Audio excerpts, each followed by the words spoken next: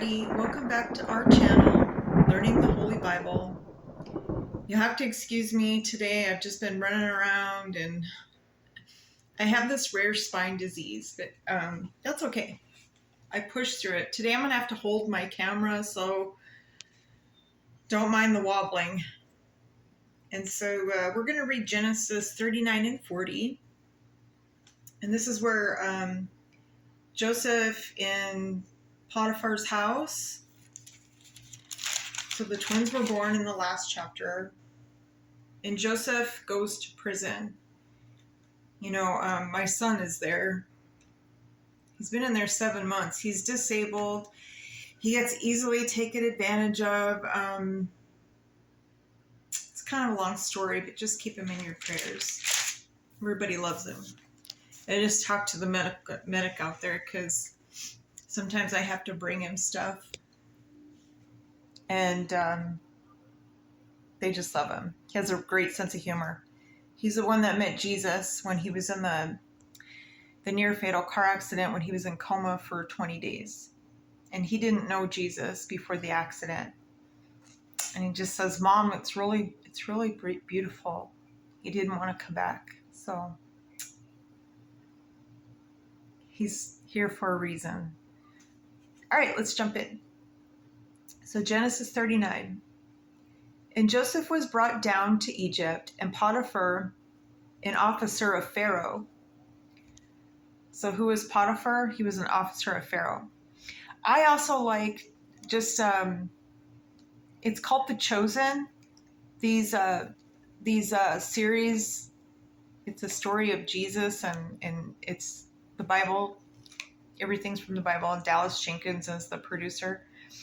And I've been with him ever since he had hardly any followers, and now he's got almost 2 million, and he's got it in over 60 languages, I do believe. You can download the app, the Chosen app, and watch them all series for free. Okay, so Potiphar, an officer of Pharaoh, captain of the guard, an Egyptian, bought him on the hands of the Ishmaelites, which had brought him down. And the Lord was with Joseph, and he was a prosperous man. And he was in the house of his master, the Egyptian. And his master saw that the Lord was with him. And the Lord made all that he did to prosper in his hand. And Joseph found grace in his sight. And he served him, and he made him overseer over the house. And all that he had, he put in his hand. And if he came to pass from the time that he had made him overseer in the house and over all that he had, that the Lord blessed the Egyptian's house for Joseph's sake. And the blessing of the Lord was upon all that he had in the house and in the field. And he left all that he had in Joseph's hand, and he knew not aught he had save the bread which he did eat. And Joseph was a good person and well favored. And it came to pass after these things that his master's wife cast her eyes upon Joseph. And she said, "Lie with me." Oh, that's a big no-no. You know what that means. And but he refused and said unto his master's wife, "Behold, my master, what is with me in this house? And he hath committed all that he hath to my hand. There is none greater in this house than I, neither hath he kept back anything from me, but thee, because thou art his wife. How can I do this great wickedness and sin against God?" And it came to pass, as she spake to Joseph day by day, that he hearkened not unto her, to lie by her or to be with her. And it came to pass about this time that Joseph went into the house to do his business, and there was none of the men in the house there within. And she caught him by his garment, saying, "Lie with me." And he left his garment in her hand and fled and got out of there. I don't blame him. It's creepy. I know it's been throughout my life that's been happened to me, but, with guys or whatever. Yikes. Okay. And it came to pass about this time that Joseph went into the house to do his business, and there were no men in the house, and she caught him by his garment, and he left it in her hand and ran out of there. And it came to pass when she saw that he had left his garment in her hand and was fled forth, that she called unto the men of her house and spake unto them, saying, See, he hath brought in a Hebrew unto us to mock us. He came in unto me to lie with me. And I cried with a loud voice. And it came to pass when he heard that I lifted up my voice and cried, that he left his garment with me and fled and got him out. So she's telling a lie. And that goes on today. So sad. And she laid up his garment by her until his Lord came home. And she spake unto him according to these words, saying, The Hebrew servant, which thou hast brought unto us, came in unto me to mock me. And it came to pass, and I lifted up my voice and cried, that he left his garment with me and fled out. And it came to pass, when his master heard the words of his wife, which she spake unto him, saying, After this manner did thy servant to me, that his wrath was kindled.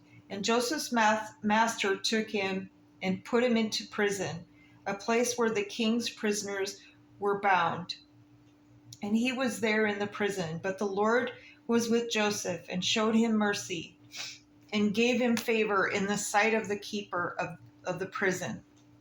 And the keeper of the prison committed to Joseph's hand all the prisoners that were in the prison, and whatsoever they did there, he was the doer of it. The keeper of the prison looked not to anything that was under his hand, because the Lord was with him, and that which he did, the Lord made it to prosper. So that was the end of 39. Now we're going to go to 40. And it came to pass after these things that the butler of the king of Egypt and his baker had offended their lord the king of Egypt. And Pharaoh was wroth against two of his officers, against the chief of the butlers, against the chief of the bakers. And he put them inward in a house of the captain of the guard into the prison of the place where Joseph was bound. And the captain of the guard charged Joseph with them, and he served them, and they continued a season inward. And they dreamed a dream, both of them, each man his dream in one night, each man according to the interpretation of his dream, the butler and the baker of the king of Egypt, which were bound in prison. And Joseph came in unto them in the morning and looked upon them, and behold, they were sad. And he asked Pharaoh's officers,